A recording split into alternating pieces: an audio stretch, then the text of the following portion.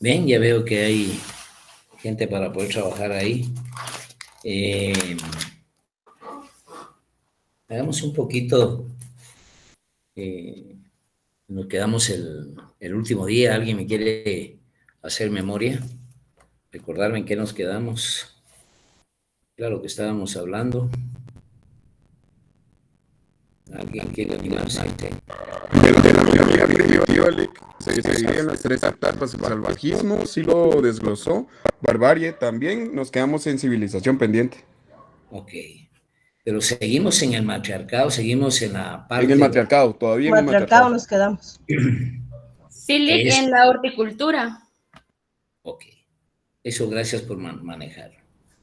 Ya hicimos todo un escenario hasta llegar en un momento dado donde efectivamente hay un escenario para el ser humano eh, un tanto diferente desde el momento en que ya asumen ese contenido de las relaciones sociales que les permite hacerle frente a la naturaleza, sí, a la naturaleza como tal, al resto de las especies, decía, y hay ahí un progreso, un marco que da como resultado el aparecimiento de la horticultura. ¿Qué dio origen a la horticultura? Pues el matriarcado. ¿Y qué consiste el matriarcado? Dijimos, es una división natural del trabajo, no división social, una división natural del trabajo. Ya hemos logrado alcanzar, decía, por ejemplo, que el hombre ha descubierto el fuego, y al descubrir el fuego, el hombre dijimos que se separa del resto de los animales, porque puede someter a su propia voluntad una ley natural, una ley física. Eh, Esto es bien importante comprenderlo porque cuando se encuadra precisamente que el traslado de un lugar a otro, decíamos, dio como resultado el aparecimiento de la misma, los mismos frutos de los árboles. Entonces, y esto, la mujer, la que se quedaba, no porque tenía que hacer los trabajos domésticos, quiero aclarar eso, sino por el resultado de edad y estado de gravidez, pero concretamente la mujer descubre la horticultura, descubre que lo que se comen se puede volver, y eso qué es lo que le generó a la tribu en ese momento, qué es lo que le generó a la organización social en ese momento. Primero, comida estable, es decir, la mujer le viera, el hombre le dice vámonos a otro lado, le por babosa si aquí está la comida, pues. O sea, generó una estabilidad y generó de alguna manera que la comida estuviera permanentemente al lado del hombre, porque era lo más importante, la búsqueda de la comida. Ya dijimos que la casa mayor le competía a los saludables, a los grandes, a los buenos, y bueno, y ahí es el marco de la continuidad de esa cuestión. Entonces tenemos que el matriarcado tiene su origen como consecuencia, y eso es bien importante volverlo a comprender, que la mujer tenía una característica eh, ganada por naturaleza en el concepto de la divinidad, porque el hombre no sabía del por qué surgía vida allí, de la mujer. Es el valor de la infancia del género humano, ¿no? Es desconocimiento. Pero en ese desconocimiento ya estamos hablando que la mujer no solamente tiene la característica divina, sino que también le da la oportunidad a la sociedad, a la comunidad primitiva, de estabilizarse.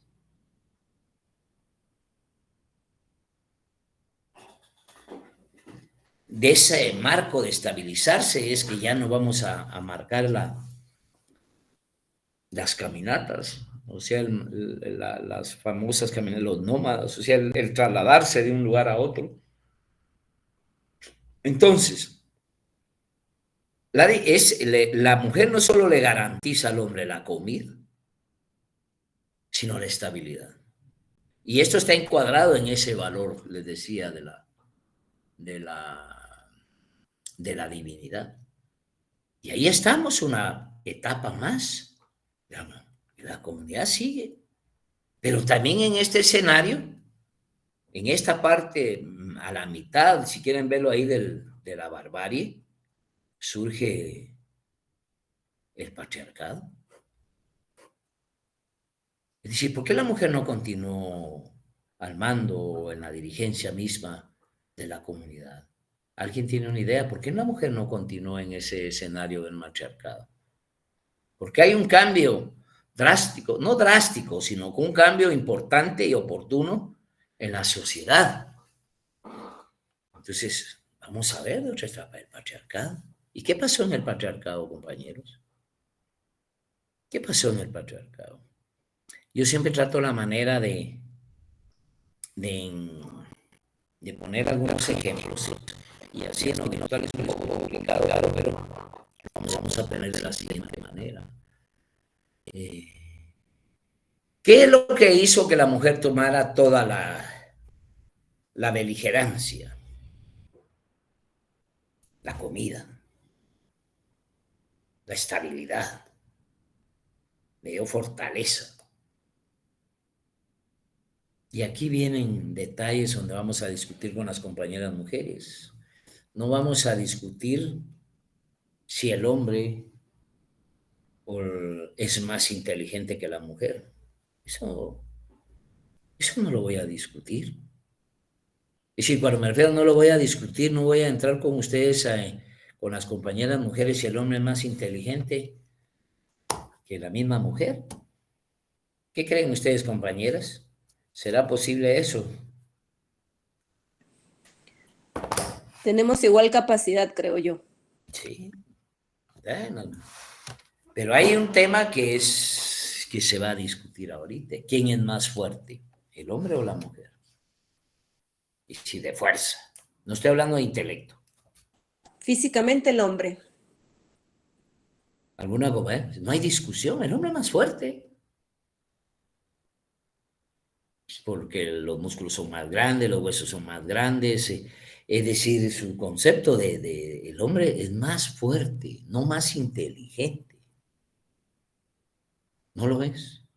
Pero ¿por qué quiero encuadrar este tema? Porque aquí tiene que ver cómo se define el patriarcado. Yo le decía a algunos compañeros que, como ejemplo, le decía, posiblemente la mujer lo haya invitado, lo haya regañado porque llegó tarde. Y, bueno, estoy haciendo ya le dije que soy artista de quinta categoría. La discusión de ¿por qué venís tarde? No venís de trabajar, saber de dónde venís. Yo solo estoy hablando de esa parodia y estoy manejando esa cuestión ahí. Pero solo por definir algo, la mujer le haber dicho, venite a trabajar aquí. Saber a quién le pasás dejando la comida y aquí no me traes nada.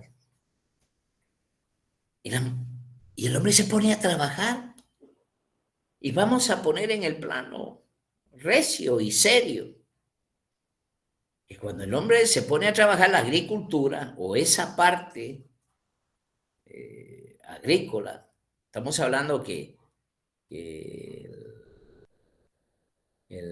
la horticultura es la parte primitiva de la agricultura, ¿no?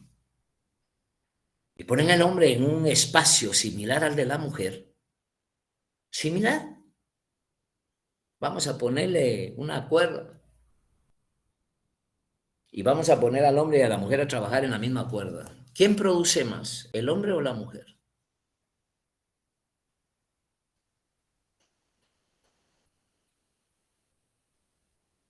Tal vez por el trabajo físico que eso implica sería el hombre, porque la capacidad la tiene tanto el hombre y la mujer, pero si hablamos tal vez como de mover algo o tal vez arar la tierra, el hombre lo va a hacer más rápido por la fuerza. ¿Qué piensan las compañeras? Y lo que pasa es que llega un momento dado, ¿ya? En que el hombre se pone a la par de la mujer y le dice, bueno, vamos a cuántos días de ser cuerda. Dos quintales. mira cuánto produje yo. 100,000 le va a decir. No es cierto. ¿Cuántos? Va a producir más. Por la fuerza. Si lo analizamos poco, sí, por la fuerza. Pero analícelo bastante. Si lo analizamos bastante, pudiéramos emplear, por ejemplo, métodos distintos para la producción o formas distintas de producción o revisar si tengo mejor rendimiento en una semilla o en otra, etcétera, etcétera. Factores que en su suma me lleven a un mejor resultado. Es decir, por ahí es discutible ese mejor resultado. Pero esa técnica que tú me estás platicando la estás hablando hoy. Estoy hablando en aquel momento. Claro, claro, por eso decía, si lo analizamos poco, que básicamente es irse al pasado, porque no teníamos todas esas herramientas. Ahora tenemos inteligencia artificial en los cultivos incluso. Entonces ahí estamos hablando de otra cosa. Entonces, al analizarlo poquito, pues sí. ¿Qué tenemos para trabajar? Un asadón, híjole, seguro el hombre produce más. Bueno, está bien, lo vamos a discutir. Hoy hay mujeres que manejan tractores, etcétera, etcétera. Vamos a hablar del tema de la fuerza, me explico, porque no estoy hablando de otro tema. En ese momento, el hombre descubre que tiene más fuerza que la mujer. No es que descubre que haya tenido más fuerza que él. En la implicitación de ese trabajo drástico, le garantizaba más comida a la familia patriarcal. Sí, lo que producía la mujer era mínimo, entre comillas, mínimo, y el hombre la vida. Le pudo haber reclamado el hombre también, mira, déjate babosada, yo produzco más que vos. Pero aquí viene otro tema. El hombre también descubre que la mujer no tiene nada de divina. ¿Nada de qué, perdón? De divina. ¿Ok? El divino es el hombre. Porque trae el alimento, claro. No, porque trae la vida y pone la vida. Ah, Entonces, ajá. Ok. miran, pues, pero volvámonos otra vez porque no se me vaya a quedar ahí peleando conmigo porque no se trata de eso. No estoy peleando, yo estoy escuchando. Cuando el hombre descubre que la mujer que de divina no tiene nada, es uno el que lleva la vida, la semilla, la pone ahí, y el hombre descubre que la mujer no tiene nada de divina, no solo no es divina, sino que no me da de comer, soy yo el que le doy, el que soy divino y el que tiene la comida. Solo que ahora ya somos distintos todos, porque la Pero mujer estoy también hablando puede de esa trabajar. época, estoy hablando de esa época. No trate de sacarme de otro, de ese escenario. Ya vamos a llegar a nuestra época, entonces se va a dar gusto hoy. Y entonces, ahorita lo importante es que aparece el patriarcado. Aparece otra línea de acción en la comunidad primitiva. ¿Y qué trajo el patriarcado como tal? ¿Ya? Ahí ya no estamos hablando de la simple horticultura, ya estamos hablando de escenarios enormes de producción agrícola. Y cuando yo le hablo de una familia patriarcal, no estoy hablando de 50, 100, estamos hablando hasta de 500,000 de personas. Estamos hablando de una familia patriarcal.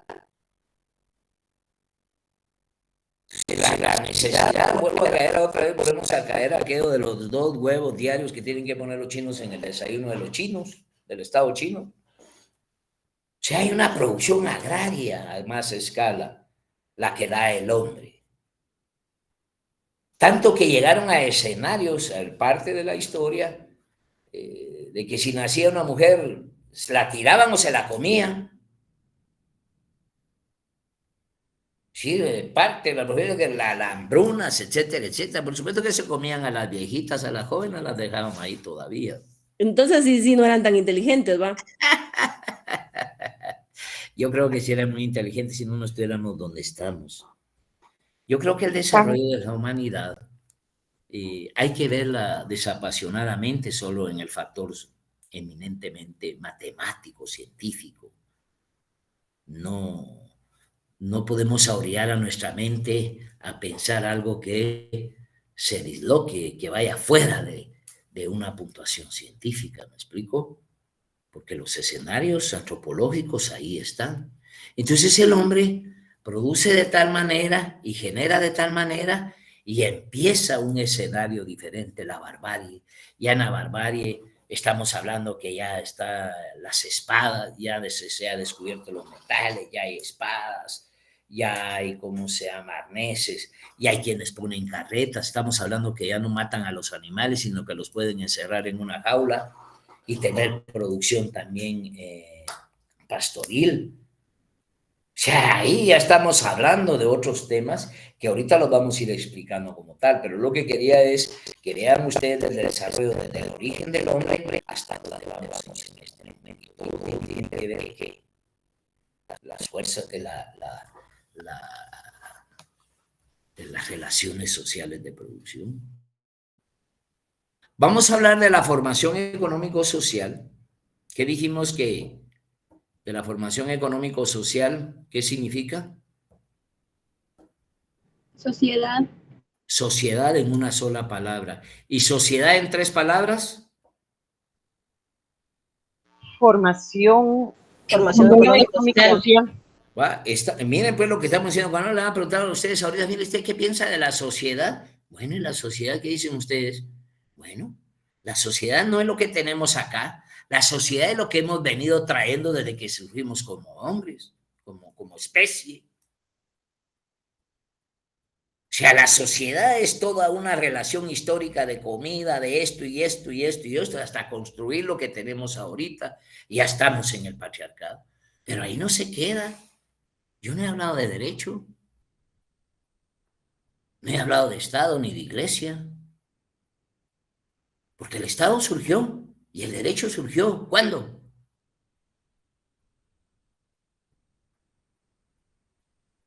Entonces, en este tema, que se fortalece la barbarie, en la parte superior de la barbarie, vamos a hablar, y la parte inferior de la civilización, vamos a hablar también del aparecimiento de vamos a hablar de la división social del trabajo. No natural, de la división natural del trabajo. ¿Qué dijimos de la división natural del trabajo? Es bien importante que la tengan clara. ¿Qué trajo la división natural del trabajo?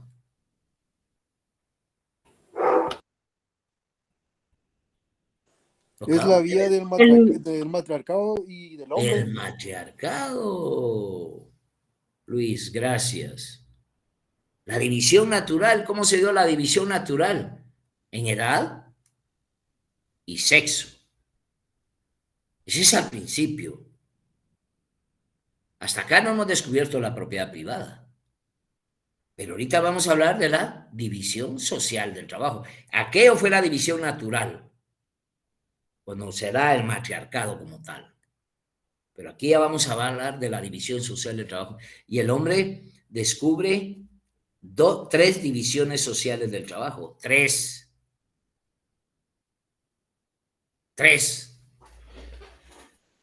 ¿Cuáles son esas divisiones sociales del trabajo? Anoten, no me lo van a dejar ahí fuera.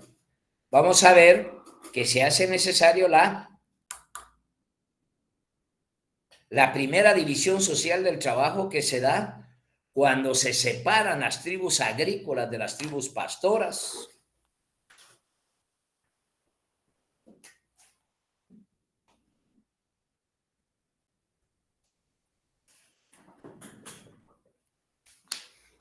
De ese gran círculo que había vamos a sacar otro, porque no se dan abasto. Solo una tribu a tener todo, pues ahí mismo la producción agrícola, ahí mismo la producción ganadera, pastoril, no. Tiene un momento dado que se divide, se separan las tribus. Entonces ya tenemos una tribu agrícola y una tribu pastora. Esa es la primera división social del trabajo, cuando se separan las tribus pastoras de las tribus agrícolas. ¿Comprenden eso? ¿Se comprende eso? Sí.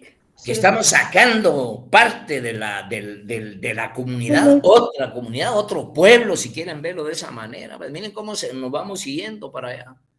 Nos vamos dividiendo. Entonces ya tenemos allá una tribu pastora y aquí seguimos con la tribu agrícola. Esa es la primera división natural del trabajo. Pero también se da otra división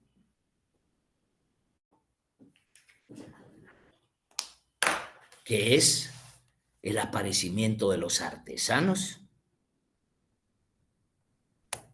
o los oficios.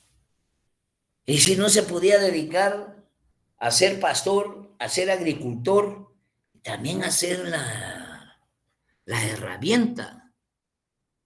Entonces se crean las estancias, y eso es bien importante entenderlo, porque esta tribu da como resultado la unidad o el centro, si lo quieren ver ustedes, de acercamiento, porque aquí la producción de artesanía es hacer flechas, hacer arcos, hacer ruedas, hacer arneses, hacer recipientes, que le sirvieran tanto a los agrícolas como a las pastoras. También se desprendieron de estas tribus este escenario también. Y ya miramos ahí la segunda división social del trabajo, el aparecimiento de los artesanos. Pero tampoco se queda ahí. También aquí surge otra, que yo la encierro acá, que es la tercera división, que es el aparecimiento de los comerciantes. Aparece otra organización. ¿Y para qué? Porque resulta que los comerciantes, pero no lo separen tanto de las tribus, estoy hablando de gente motivada fuera de lo que normalmente producen, ya sea por cuestiones de pastoreo o de ganadería o por razón misma de la agricultura o la proliferación de los distintos conceptos de las artesanías, gente preparada para ir a negociar. No estamos hablando de dinero, aquí no estamos hablando de dinero. Aquí estamos hablando, bueno, llévate 5 cabezas de ganado y mira qué me traes con eso. Y ahí va con 5 cabezas de ganado a buscar qué, arroz, frijol, o las legumbres, todo lo que pudiera necesitar del lado de las tribus pastoras, de las tribus agrícolas. O llévate estas 2 cabezas de ganado y mira si te traes arcos, flechas, platos, qué sé yo. O sea, se volvieron especialistas, tanto en la agricultura, tanto en la ganadería, tanto en el marco de la industria artesanal, como se volvieron profesionales en el comercio también. Entonces ya estamos hablando que tenemos un escenario porque hay una realidad totalmente económica como consecuencia del aparecimiento de las divisiones sociales del trabajo. Narda es su nombre. Narda González. Sí, así es mi nombre. Como la veo ahí, muy entusiasta y me alegra, oye, que participe. Pero a usted le quiero hacer la pregunta. A ver. Si usted ve ahí, por ejemplo, que nos hemos venido separando desde el origen del hombre y vamos generando en nuestra mente, hay que ubicarnos en esa mente. Ahí no hay trenes, no hay carros, no hay aviones, solo hay lianas. Solo es eso. Estoy hablando hace miles de años. Pero lo que yo le quiero preguntar ahí, hasta ahí en ese momento no hay Estado ni hay derecho. ¿Cómo es que logramos entender el origen del Estado y el derecho? ¿Qué es lo que provoca el Estado y el derecho?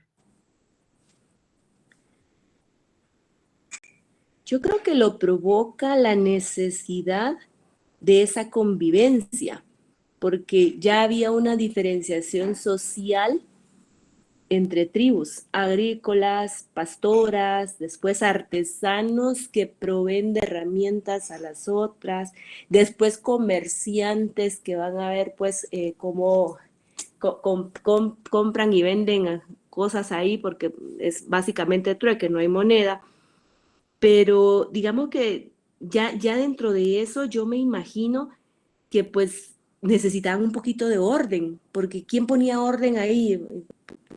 El jefe patriarcal. Ahí no puede haber desorden. No puedes llevar tu mecánica de ahorita a ese momento. Allá estás hablando de un resultado profundamente empírico. Y ahí viene caminando Sí. la sociedad. Pero aquí viene lo más importante. Pero el patriarca pone las reglas, entonces. Es que no es un concepto de reglas, estamos hablando de condiciones. Aquí no estamos hablando de Yamatei. No, claro. Estamos Menos hablando de Yamatei. razones naturales. Aquí no hay nada de definiciones de orden político, es el crecimiento propio de la sociedad. Entonces, aquí viene algo bien importante en todo este tema. Aparece una figura económica, una definición económica que se le llama plusvalía. Se le llama, ahorita no vamos a estudiar economía, porque el origen de todas las cosas es la economía, no es el derecho. El origen de todo es la economía. No hay nada sin economía, ni hogar hay sin economía. Entonces, aquí hay una parte bien importante que es que aparece el valor. ¿Y cómo es que aparece un principio económico ahí? Porque no estamos hablando de propiedad privada, no estamos hablando de compraventa, ¿no? Ese escenario mecánico que tenemos ahorita hay que quitarnos de la cabeza para poder ir a comprender allá, en ese espacio. Ahí tenemos que irlo a buscar. Entonces resulta que pueda ser que en ese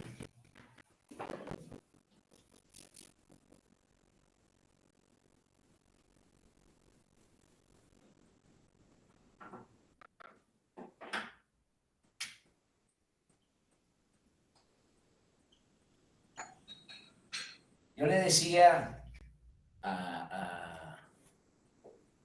decía a algunos compañeros, ¿cómo identificamos que a alguien le sobró algo? Y que no es mío, le sobró al vecino. A ver, me explico. Yo puse ahí dos, esto es como hablar de dos predios y atravesados por un río. Posiblemente, y estamos hablando que yo quiero ahorita producir, tengo que producir 90 quintales, 100 quintales para sostener a mi tribu, a mi comunidad. Tengo que producir para poner los 2 huevos diarios, me explico. A mis, todos trabajando. Y posiblemente, no posiblemente, el vecino también en las mismas condiciones. Fíjese que aquí ya estamos hablando de que estas familias patriarcales, arriba ya del concepto de la barbarie, ya estamos hablando que ya tenían ejércitos para proteger sus comunidades de otras comunidades que venían saliendo del escenario del salvajismo. O sea, había que protegerse, pero no había generales, coroneles ni soldados. Era necesario que todos se encargaran de proteger lo que habían cultivado, lo que estaban protegiendo, sus bienes como tal, no como propiedad privada. Pero el vecino posiblemente no pudo producir por sequía, porque no llegó agua, por cualquier cosa, pudo haber fracasado en esa producción y bueno, tengo un déficit de 40 quintales. Y resulta que el vecino, porque el agua ya no llegó y aquí llegó mucha agua, también tuvo una sobreproducción y se lo da al vecino. Aquí te presto los 40 quintales. Estamos ahí ya empatados, sigamos trabajando y viviendo. Y en la próxima, fíjate vos que lo mismo, no pude producir todo. Llévate otros 40 quintales. Pero ¿y la tercera? Bueno, ¿y cuándo me vas a pagar? Esto es bien importante entenderlo. ¿Cuándo me vas a pagar? Y entonces aquí se da, ¿sabes qué? Mejor trabajar para mí y me pagas. Entonces aquí hay un escenario donde alguien toma la tierra del otro. Y no solo toma la tierra, sino también toma al sujeto. Y rompe todo el escenario que se venía manejando de la comunidad primitiva. Porque en ese mismo momento del plusvalor aparece lo que se conoce como la propiedad privada. El plusvalor es ese, es un agregado. Entonces yo ya tengo una propiedad mía. Entonces cuando me refiero mía, me refiero comunitaria en ese momento. Aquí hay una propiedad. Y someto a que esa propiedad siga trabajando con el trabajo de otros. Yo lo someto. Le quito la tierra y someto a la mismos. Y empiezan las guerras en búsqueda de ¿qué? De esclavos. Ahí hay algo bien importante. Ya no estamos hablando de la comunidad primitiva, ¿no? ¿A qué etapa pasamos? Esclavitud. Ok. Fíjense lo que estamos hablando. Pero previo a eso quiero que ustedes se esa definición de tomar, el generar ese poder, ya estamos hablando de un aparato institucional que impone, como decía la compañera, la conducta de esta sociedad sobre la otra sociedad. Miren lo que están haciendo ahorita los norteamericanos queriendo derrocar a un presidente que ganó legítimamente las elecciones en Venezuela. Que joden, hombre. Quieren tener una narrativa que el otro es corrupto, ladrón y de todo, y sostener una narrativa hasta querer imponer su voluntad. Les ganó las elecciones y punto, deben de quedarse callados.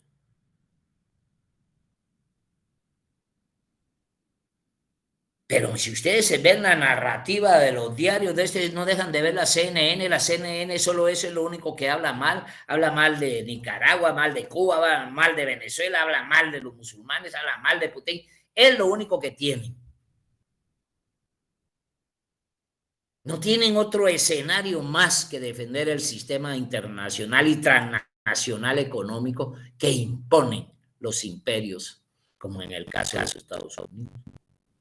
En ese momento se impone también una fuerza abrumadora y se toma tierra y se toman a las personas. Entonces ya estamos hablando que hay algo que empuja a eso.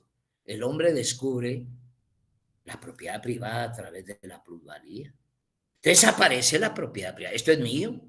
Ya no es de aquella comunidad, sino que es de esta.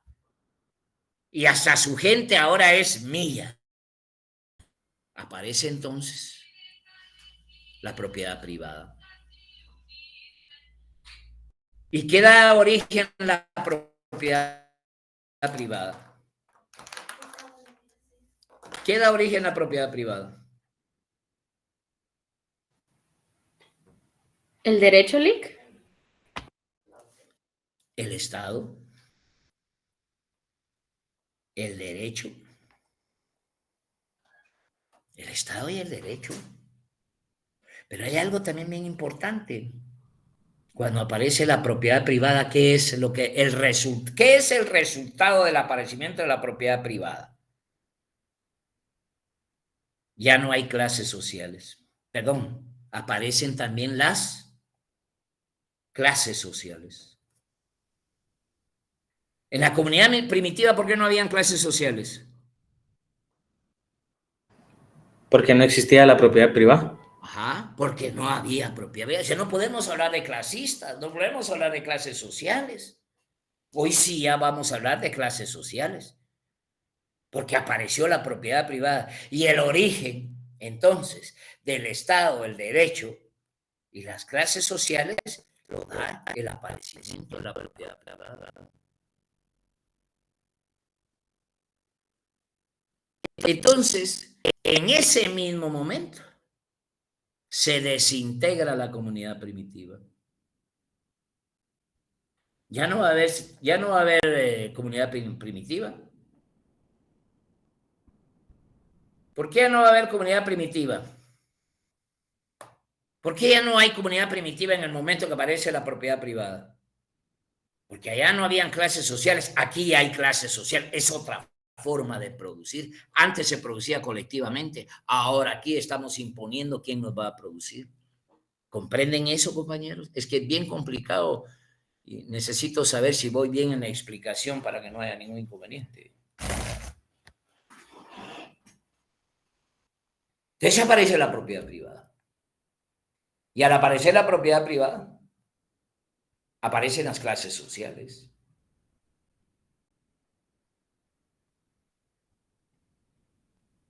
Y al aparecer las clases sociales, se desintegra la comunidad primitiva y da origen a un Estado y a un derecho esclavista.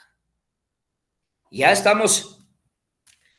Yo tenía que hablar de esa parte de la civilización, pero doy por sentado que ustedes van más rápidos que yo en el sentido, bueno, ya tenemos el aparecimiento de la propiedad privada, eso es en la parte de la civilización, ahí serían escenarios donde los ancianos se habla de una especie como de gerontocracia en la comunidad gentilicia, porque ahí es bien importante entender que la familia patriarcal y la comunidad gentilicia son relaciones de sangre, relaciones de trabajo, relaciones de mismo esfuerzo, relaciones de una misma comunidad.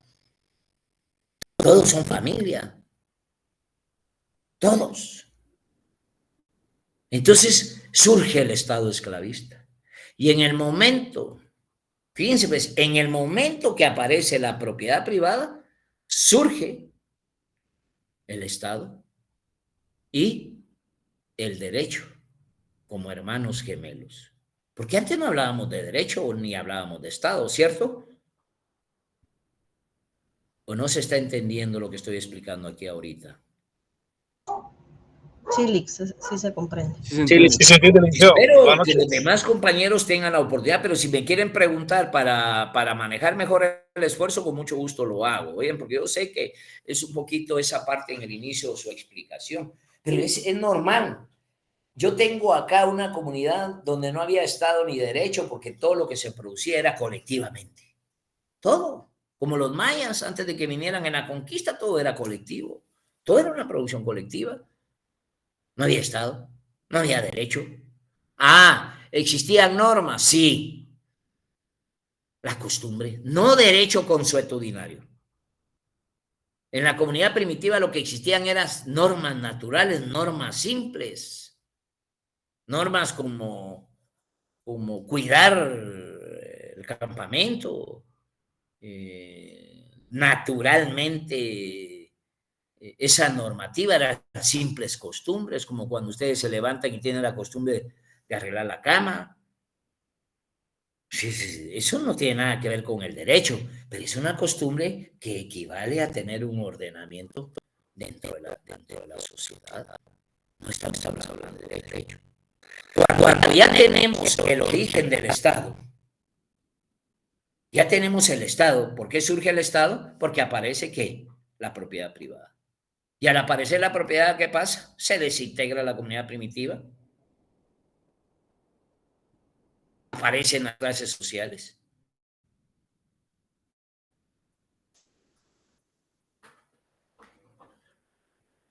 En el momento surge el Estado y el derecho. A ver, vuelvo ahí a caer otra vez. Y surge ese Estado y derecho esclavista, porque en el marco de la esclavitud que conocemos es que el Estado y el derecho define ya el entorno a la propiedad y a los que someten al escenario. Por eso es que hay hasta la ley del talión, por ejemplo, ojo por ojo, diente, la ley de la esclavitud. Pero cuando me refiero a la ley de esclavitud es porque no lo van a ver por escrito. Son lo que se conoce como, esas normas, ¿cómo se les conoce? Ya en la esclavitud. Normas naturales. No. Ya estamos hablando ya no normas, ya estoy hablando de derecho. ¿Por qué le digo que en la esclavitud es derecho y allá en el otro eran unas normas naturales simples, la simple costumbre. Pero aquí yo voy a hablar de derecho, ¿por qué? Porque el derecho no existe sin el Estado, ni el Estado existe sin el derecho. Son hermanos gemelos, lo hicieron porque la propiedad privada salió y los dos salieron juntos. Se eliminan. Entonces, ya estamos hablando de la esclavitud. Entonces ya tenemos una claridad. ¿Por qué surgió el Estado? ¿Por qué surgió la propiedad privada? ¿Y para qué apareció el Estado? ¿Para proteger qué? La propiedad privada. Para proteger el mismo sistema. Entonces ya tenemos un Estado, ya tenemos un derecho, ya hay normas consuetudinarias. Aquí entra ya el derecho consuetudinario. ¿Por qué derecho? En aquel tiempo son normas simples, hoy es derecho o normas consuetudinarias, porque existe una institución que es la que impone y persigue las sanciones. Antes era la colectividad, hoy va a ser quienes tienen el poder económico, quienes tienen el poder político. Son los que están decidiendo el destino de las comunidades y de los pueblos. Entonces ahí está el esclavismo. Entonces, cuando yo le digo, me interesa que ustedes ya determinen bien claro para qué sirve el derecho, entonces acá, ¿para qué sirve el Estado? Pregunto.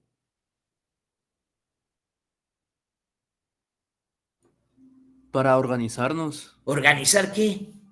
la sociedad, ¿Sociedad qué? ¿O proteger la propiedad privada? eso también. No, si ahí saben nada, miren, tienen que quitarse la mecánica del día de hoy y pasarse a ese momento. Nosotros creemos que el derecho es una práctica organizada que nos permite abrazar y besar y llevarnos bien con el vecino. Eso no es cierto. Si no, pregúntenle a Biden qué fastidia ahorita Venezuela. El derecho surgió para proteger la propiedad privada, no para organizarnos. El Estado surgió ¿para qué? Para imponerse en la protección de la propiedad privada. O sea, el Estado y el derecho surgieron solo para eso. Garantizarle a los poderosos el tener precisamente un aparato estatal con militares y el derecho, y sometieron. Y de ahí vamos a partir del derecho romano. Todo hay que estudiar el derecho romano desde su propia esclavitud, cómo se manejan las imposiciones. Entonces ahí ya vamos caminando con un Estado y un derecho esclavista. Ahí recuérdense de la época de quién, de Atila, de Jesús, de Medio Oriente y de todo ese escenario donde se definieron algunas cuestiones. Entonces, la comunidad primitiva solo nos está permitiendo llegar a ahondar y conocer el origen del hombre, el desarrollo del hombre, para ir desarrollando al hombre y su cultura. Desarrolla, ¿ok? Llega a la finalización de la esclavitud, porque aparece la propiedad privada, se desintegra, aparecen las clases sociales, y aquí vamos, aquí tenemos ya la esclavitud, con un Estado esclavista, un derecho esclavista. ¿Y cuándo quieren que pare? Continúo, yo puedo continuar todo el escenario de la esclavitud. ¿Qué sucedió en las que solo conquistas? Si no vean las películas romanas, en búsqueda del pueblo, sometimientos, etcétera. ¿Qué es eso? Ya se ha descubierto la moneda, ya hay intercambios de moneda, ya no es necesario llevar las grandes cosas, sino bastará con metales para poder adquirir las mismas cosas que antes las llevábamos ahí. O sea, hay una facilidad económica en el mundo también. Se desarrollan los pueblos bajo ese valor. Y así creció la humanidad bajo la esclavitud por cientos de años, cientos de años. Y eso estoy hablando de allá, de esa época.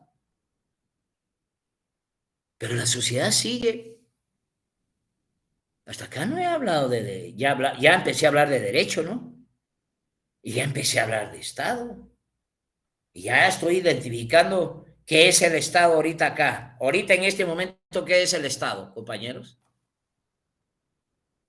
Pregunto, ahorita, ¿qué es el Estado? Ahorita lo que estamos platicando ahorita. ¿Qué es el Estado? Una institución formada para la protección de la propiedad privada. Para imponerse. ¿Y ahorita qué es el Estado, Luis? Hoy, aquí, en Guatemala, hoy. ¿Qué es el Estado? El Estado hoy por hoy es lo mismo. Es lo mismo. Aquí no me vengan con las caritas bonitas de que voy a llegar a la corte, voy a ser fiscal, que voy a ser lo máximo. Pajas, aquí le estamos dando cabida al escenario de la explotación, porque donde hay propiedad privada, ¿qué hay? Donde hay propiedad privada, la explotación del hombre por el hombre. Porque cuando surge la propiedad privada, ¿sobre qué fue? No solamente fue sobre la tierra, sino también sobre qué. La fuerza humana, licenciado. La fuerza humana. Y le agradezco que haya dicho fuerza humana, porque ese concepto del humanismo es reciente, como el de persona también es reciente.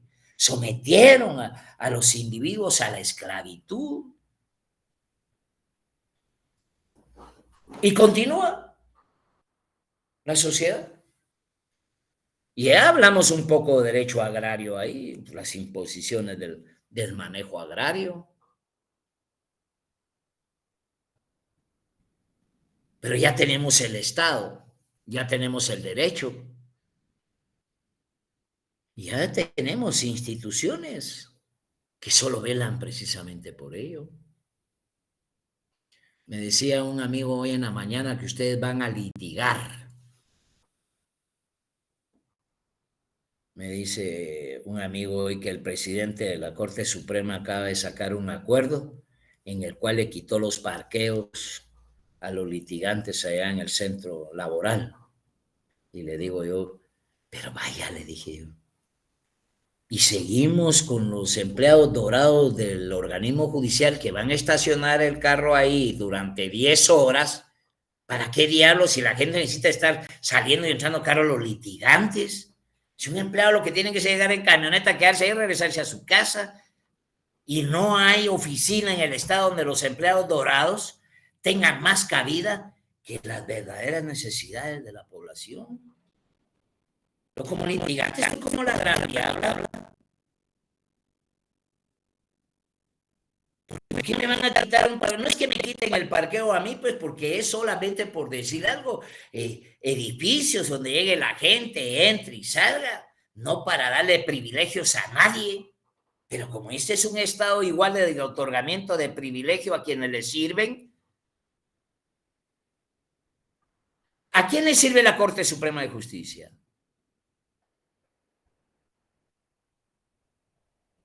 ¿A quién le sirve la Corte de Constitucionalidad? La propiedad privada. Eso es vital entenderlo. Pasa adelante si quieres. Perdón, un segundo. Pasa adelante si quieres. Hacete una campaña, servite café ahí. Servite café y me servís ahí café, por favor. Si querés ahí, pasá y recibí la clase. Perdón, compañero. ¿Me están comprendiendo? Pero estoy viendo hoy que no están tan emocionados todos como antes ahí. Sí, no, es que me cuesta acá saber si me comprender o no. Pero bueno. Estamos muy atentos. Sí, estamos. Bueno, pero eso es lo más importante. Sí, Vinicio, ibas a decir algo, perdón. No, únicamente que sea interesante la clase. Buenas noches. Gracias. Bueno, entonces aquí vamos empujando ya las cuestiones. Ya tenemos el marco de la esclavitud, pero también hay que sacarnos de la esclavitud. ¿Y cuándo terminamos la esclavitud? Yo no les voy a hablar de la época de Jesús, por ejemplo. Yo no les voy a hablar de la época de Jesús. Eso creo que ustedes me pueden enseñar más. Que están en la casa de Dios.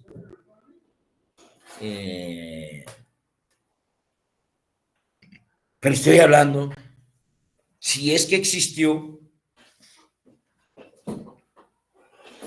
un personaje que generó luchas revolucionarias para romper el esquema de la esclavitud. Y Juan el Bautista, si es que existieron. También tuvo la lucha de Atila, se sublevaron los esclavos. Roma vivió una paz de 200 años de sometimiento a la humanidad total, saqueo total.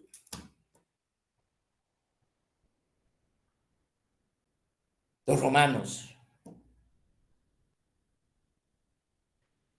se impusieron en las comunidades que existían en ese momento a través de la esclavitud y el Estado esclavista romano.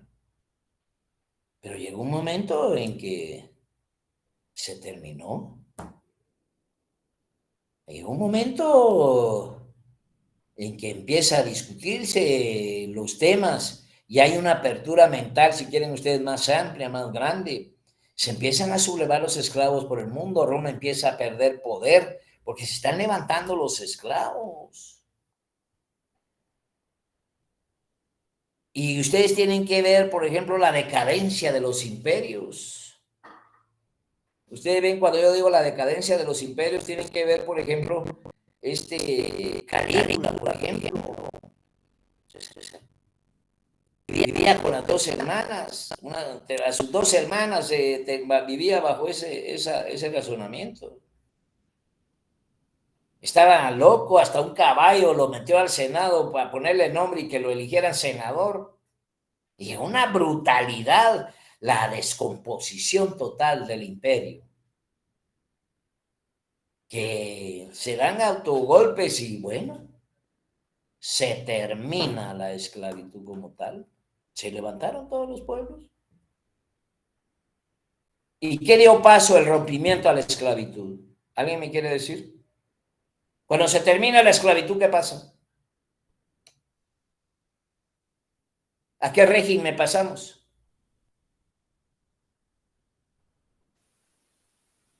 Feudal.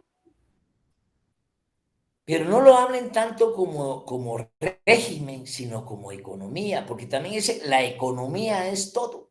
¿Qué necesita el hombre para poder vivir, dijimos? Comer. Comer. Nada de amor, ¿verdad? Nada. El amor es para más tarde, primero se come bien. ¿O alguien se muere de amor, compañeros? Solo los adolescentes. ¿Y por qué se mueren los adolescentes? Por ser generación de cristal. O tal vez no comen por pensar en el amor. Por ahí ya dijiste. Eso tiene Eso lógica. estuvo bueno. Yo me recuerdo que pesaba como... Y la niña de Guatemala, la que se murió de amor. Yo me recuerdo que pesaba como 200 y pico de libras, solo me dejó la mujer y llegué a pesar 140, 150. O sea que yo recomiendo, cuando no está gordo, Eso es cierto. También. o pegarse un tiro. ¿Ah? Bueno, nadie se muere de amor, se muere de hambre. Eso es bien importante. Pero ya tenemos terminado el esquema, el marco teórico del feudalismo. Aquí ustedes tienen que entender precisamente que empieza a liberarse escenarios totales y caemos a otra razón económica donde los mismos esclavistas dicen, bueno, ya se liberaron ustedes, ya no son esclavos, váyanse pues, pero la tierra es mía. La tierra va a ser mía. Ustedes ya no van a trabajar para mí de regalado. Hagamos una cosa mejor. Yo les doy un pedazo de tierra, viven ahí y ustedes me cultivan el resto de la finca. Y se vienen a manejar ya nuevas condiciones materiales, económicas, impuestas por un Estado. Se dan y se montan las relaciones feudales y se montan y se definen un estado teológico, eclesiástico, buscado por la propia razonamiento divino, es decir, ya estamos hablando de todo el escenario que ustedes conocen de la iglesia como tal. La iglesia se impone. Los señores feudales eran eso, terratenientes. Los señores también tenían no grados, sino distinciones en términos de la, no de su militancia, sino del estatus social. Estamos hablando de príncipes, estamos hablando de ducados, marquesa, pero cuando ustedes hablan de un duque es porque hay un ducado. ¿Y qué es un ducado? Es una propiedad del tamaño del Salvador. Ah, marqués, un marquesado, el dueño del tamaño. Un príncipe de Florencia, del tamaño de Florencia en Italia, los principados de Florencia, el principado de Mónaco, propiedades de un príncipe. Y las iglesias, la iglesia católica, la iglesia a través del Papa, empiezan a definir guerra tras guerra tras guerras. También se someten pueblos. Ya hay escenarios ahí, al final, por ejemplo, ya han habido desarrollos de otras naciones que dan como resultado precisamente el aparecimiento de rompimientos esquemáticos con la Iglesia Católica. Aparecen los musulmanes también, pues, que eso es la antítesis del cristianismo. Empiezan las discusiones. A ver quién se queda hasta con los templos sagrados, con las tierras sagradas. Hay que estudiar a Saladino. Y se imponen.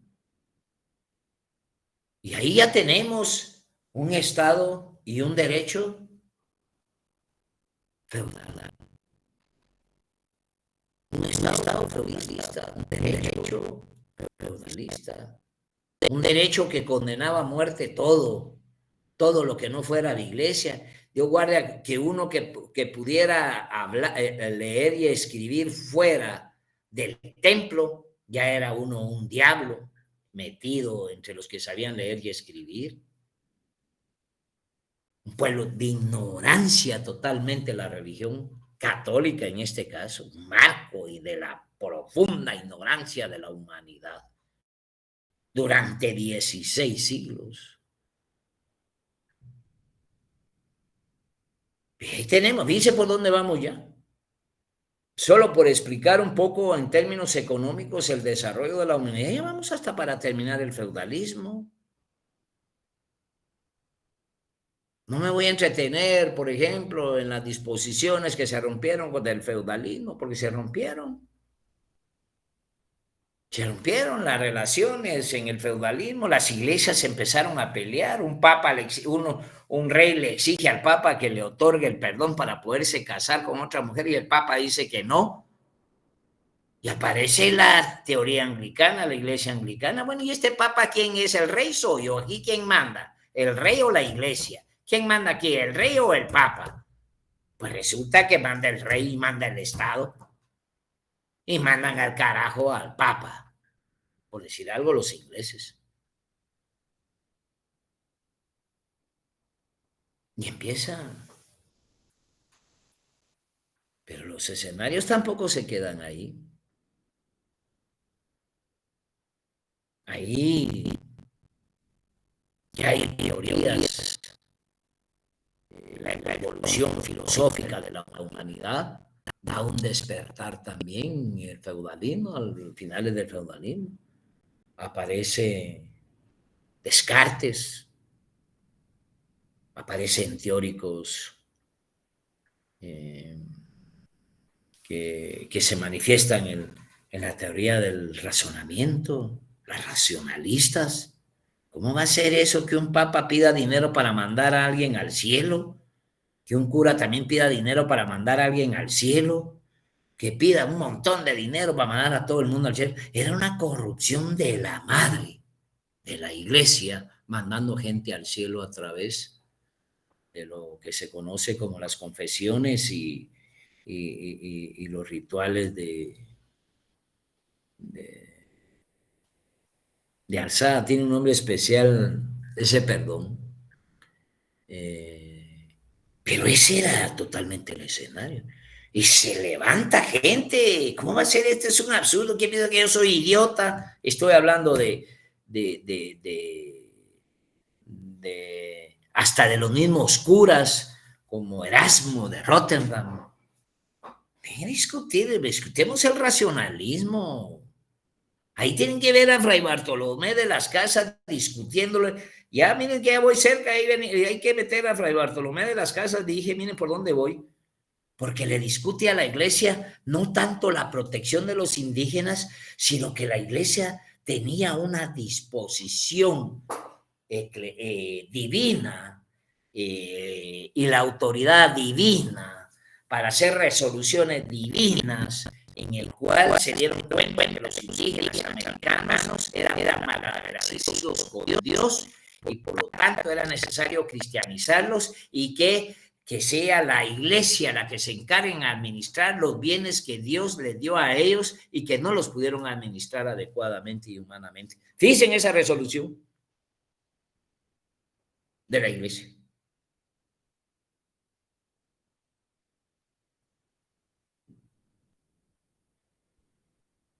Fíjense en esa resolución. La discusión es entender que también la iglesia llegó a extremos absurdos que todavía aquí se viven. ¿Acaso hemos salido de una parte de las relaciones feudales de este país? Pues, ¿por qué decimos nosotros que somos un país semifeudal? Porque hay resabios feudales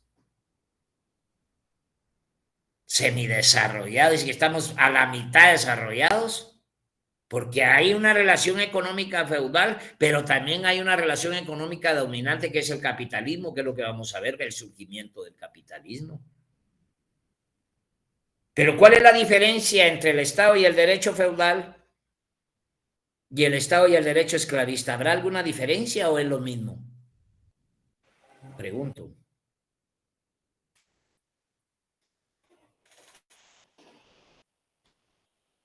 Que en el esclavista eran dueños de la persona y en el feudal directamente ellos eran la fuerza humana que utilizaban para poder vivir. O sea, era como un trabajo pero no remunerado. Era igual que un esclavismo, pero explotado. Eso. Es que son las relaciones de explotación. Pero hay relaciones de explotación. Sí, algo. Pero, perdón, a nivel de Estado realmente no veo diferencia. Seguían protegiendo la propiedad privada. Solo cambió de manos, digamos. El estilo, diríamos, ¿verdad? Pero volvamos ahorita al sistema capitalista, porque ahí se empiezan a romper los esquemas. Bueno, dicen los racionalistas. Ya estamos hablando del siglo XIV, el siglo XV, siglo XVI. Y empiezan a discutirse los razonamientos y decir, bueno, estos cabrones que se quieren con esta su mentira, están baboseando, como aquellos que llegan a dejar filas de 5,000 pesos, filas de 2,000, y ya entre más dinero ponen, más cerca de Dios van a estar, y ahí quienes van los mulas a echar un montón de para estar cerca de Dios. Y ahí van. Se rompe el esquema feudal y se empieza con el sistema capitalista. Y ya viene el sistema capitalista, bueno. ¿Y aquí qué tiene el trabajador entonces ya en el sistema capitalista? No tiene tierra. ¿Qué tiene que hacer para poder vivir las personas en el sistema capitalista? Dar sus servicios a cambio de una remuneración. Vender su fuerza de trabajo. Vender su fuerza de trabajo, Lick. Vender su fuerza de trabajo. O sea, ustedes lo único que tienen para vivir es su fuerza de trabajo. No tienen otra cosa.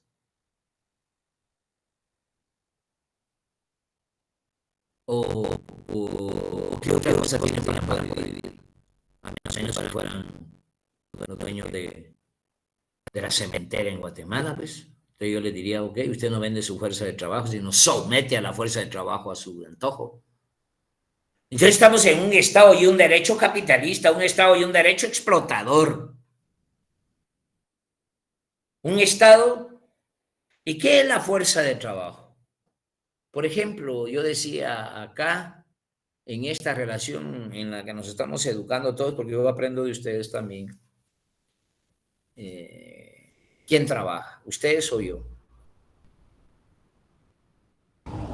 Usted, por el momento. Usted, Lic. Usted, licenciado. ¿Y qué es la fuerza de trabajo?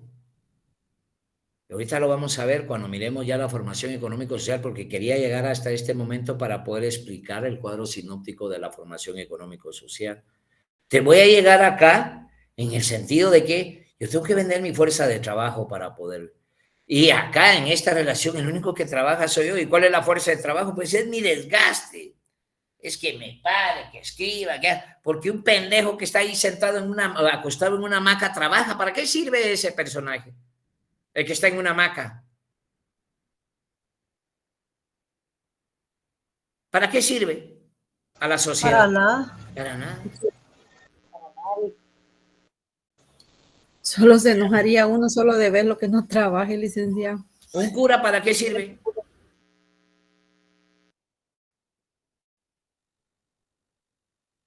¿Trabaja? ¿Vende su fuerza de trabajo? ¿Un pastor vende su fuerza de trabajo? No. No, Lic. ¿Un policía vende su fuerza de trabajo? ¿O presta servicios? Miren, pues, esa es parte de toda la discusión que tenemos que manejar. Que aquí hay que ver si quienes trabajan o no. ¿Trabaja la Consuelo Porras? Negativo. No, para nada. ¿Cuáles son las relaciones del trabajo? Pues son las relaciones de explotación donde yo vendo mi fuerza de trabajo. Y el de fuerza de trabajo es un desgaste físico y psíquico que realiza el hombre con ocasión de la búsqueda de ¿qué? En la búsqueda de bienes primarios para nuestras necesidades primarias, porque nosotros primero tenemos que comer. No primero pensamos y después comemos, primero comemos. El que no come no piensa. ¿Me explico? Tienen que comer. Hagan la lucha, no coman durante 35 días. Se van a morir. Entonces ya tenemos desarrollado el sistema capitalista como tal. ¿Y cuáles son las condiciones del sistema capitalista? Vender mi fuerza de trabajo. Me preguntarán, bueno, pudiera dejar acá, porque aquí estoy hablando de derecho y Estado capitalista, pero me puedo ir también al Estado y al derecho socialista, me puedo ir a China. Entonces ustedes van a entender que hay una ley natural en el cual no podemos parar, ni no se va a parar, que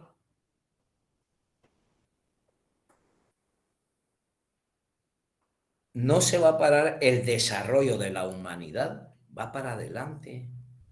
El sistema capitalista va a desaparecer para darle paso a otro sistema. Así como la comunidad primitiva se murió para darle paso al esclavismo. El esclavismo se murió para darle paso al derecho a la acción feudal. El feudalismo se muere para darle al capitalismo y se tiene que morir el capitalismo para darle paso al socialismo, al comunismo. ¿Cuándo? No sé, pero es natural que eso sea. Así se viene desarrollando la humanidad. Ahora, hasta aquí ya entendemos el origen del Estado y el derecho, ¿no? En términos generales, ¿cierto? Sí, licenciado. Sí, licenciado. Más o menos. Y ahora entonces entramos a desarrollar Guatemala. ¿Cómo fue que nosotros conocimos el Estado y el Derecho? ¿Cuándo sucedió? ¿Y cómo? ¿Cómo fue que sucedió? Entonces, yo tengo que hablar, decía, de la formación económico-social, porque yo tengo que construir una sociedad, porque también en el espectro social necesito que ustedes entiendan, dentro de la formación económico-social, dónde se encuentra el Estado y el Derecho. Volvemos otra vez aquí a esta gráfica que me incomoda, que no se mire bien. Pero vamos a tratar de pegar esto.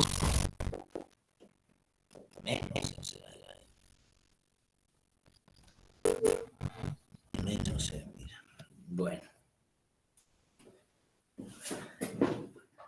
Voy a hablar de la formación económico-social. Miren, compañeros, hasta acá voy a dejar el origen del Estado y el Derecho en ese tránsito desde el origen del hombre hasta los días de hoy. ¿Me explico? Guatemala, ¿qué tipo de Estado y Derecho tenemos?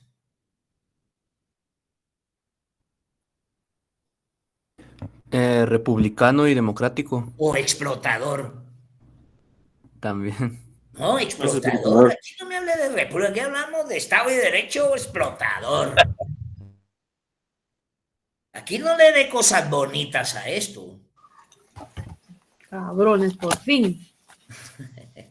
Estos nervios. ¿Me comprende? No, aquí no le demos más cabida a eso. Son estados explotadores. Entonces, cuando nosotros hablamos de la formación económico-social,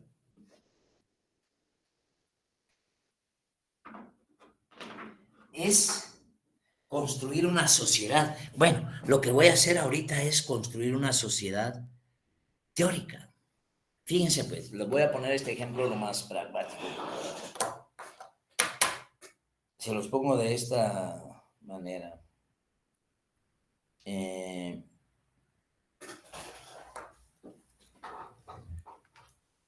Cuando yo les defino, por ejemplo, una sociedad, yo no sé cómo ustedes se la imaginan, pero yo sé las que lo plantean. ¿Qué requiere una sociedad para poder vivir? ¿Qué es lo mismo decir qué requiere de un hombre para poder vivir? ¿Qué requiere una sociedad para poder vivir? Primero, personas que la conformen, ¿no? Primero, comer. Si no hay comida, no hay ni personas que la conformen. Ya vuelvo a insistir, hay que quitarnos un poco ese escenario ahorita. Es solo para que mentalmente, yo entiendo lo que dijo el compañero, no se me vaya a bajar, compañero, porque comprendo lo que me está diciendo, pero hay algo antes que todo eso. Uno es que uno para poder vivir necesita comer. ¿Y la sociedad qué necesita para poder vivir? Comer. Porque sus integrantes son lo que dice el compañero, personas necesitan comer. ¿A qué van ustedes? Se salen a la casa, ¿para qué? ¿Para buscar qué? Comida. Lo importante es comer. Entonces, o ustedes creen que se van a llenar con un código penal. O se come uno la Constitución. No. Ustedes tienen que comer. Y a los niños que están en la casa, ¿qué tienen que hacer? Comer. La sociedad lo que tienen que hacer es garantizar primero, para que exista una sociedad, tienen que garantizar que la comida. La comida. Punto. Entonces, vamos a hablar de la sociedad en términos generales. En términos generales. Y la sociedad la vamos a encuadrar como si fuera un edificio. Como que fuera un edificio.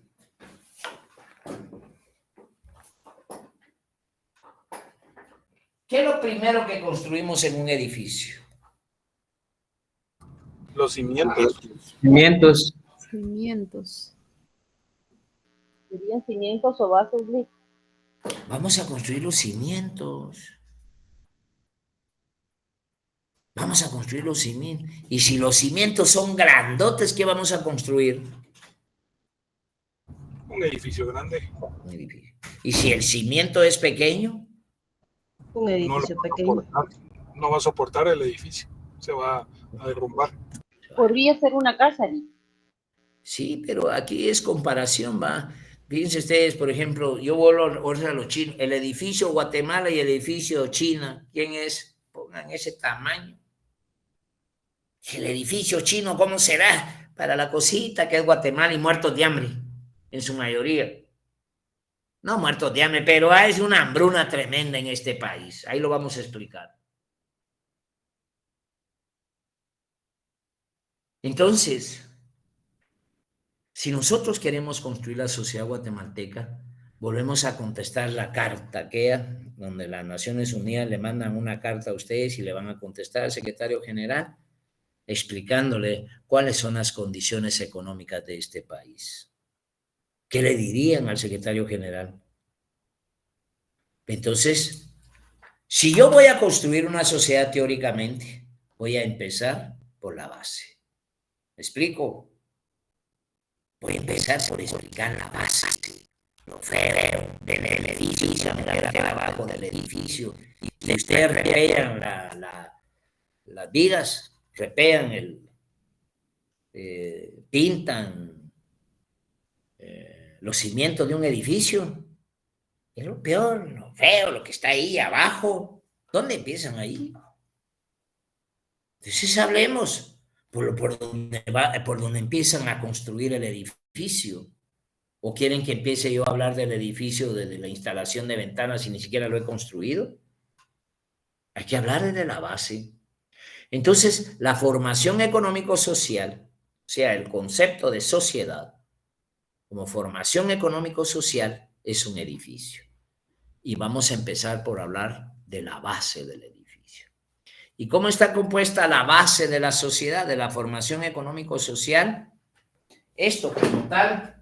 Yo me paro aquí una vez más porque se me escucha ahí. Cuando hablo, ¿se escucha? Sí, se escucha. Aquí estoy escribiendo formación económico-social. ¿Qué dijimos que era la formación económico-social? La sociedad. La sociedad. La sociedad. Y a esto lo voy a dividir en dos partes. En la base y la superestructura. Eso ya más o menos lo entienden ustedes, ¿cierto? ¿O no lo han estudiado? Sí. Y yo sé que lo han estudiado, pero se hacen los locos.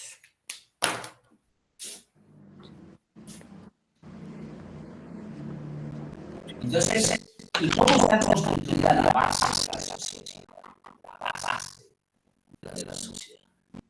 Está manejada por lo que se conoce como un modo de producción.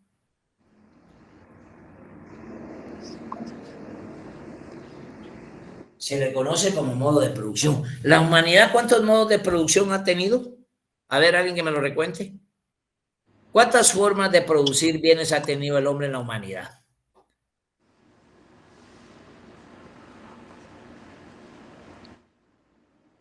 ¿O no me sé explicar la pregunta? ¿Cómo? 3, esclavitud, feudalismo. Esa es una forma, ese es un capitalismo. modo de producción. Está correcto, el esclavismo es uno. ¿Cuál es el otro?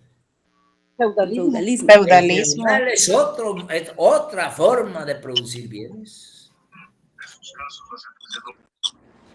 ¿Y él? Capitalismo.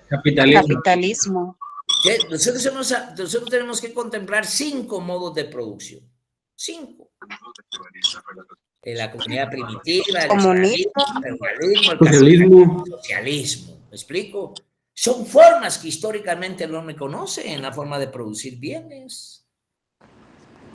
Y entonces, lo que yo estoy explicando aquí es aplicable a cualquier sociedad del mundo y en la historia también.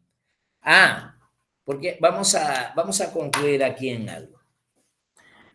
¿Cuál es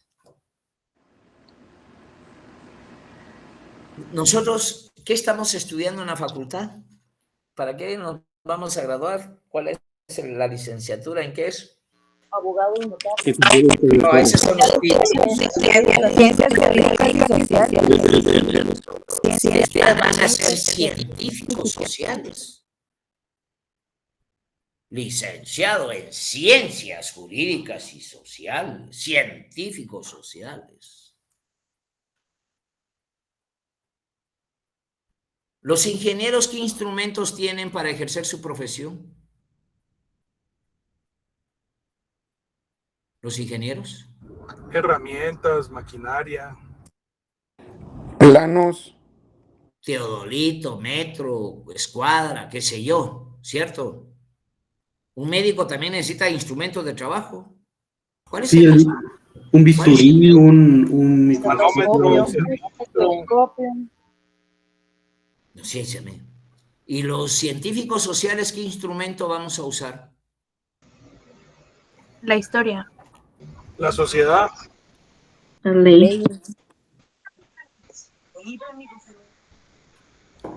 Miren que es importante lo que acaba de decir el compañero, creo que chiripazo lo tiró, pero me alegra. Nosotros lo que tenemos son instrumentos teóricos.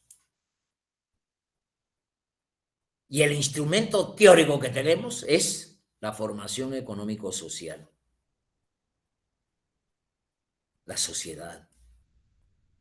O sea que nosotros teóricamente vamos a desarrollar una sociedad. La de ayer, la de hoy, la de mañana. Porque yo hasta acá no les he podido probar en la sociedad dónde se encuentra el Estado y el derecho. Si está en la superestructura o está en la base. ¿Dónde están las iglesias? ¿En la superestructura o en la base? A ver, ¿alguien me puede decir cuál es la dirección del Estado?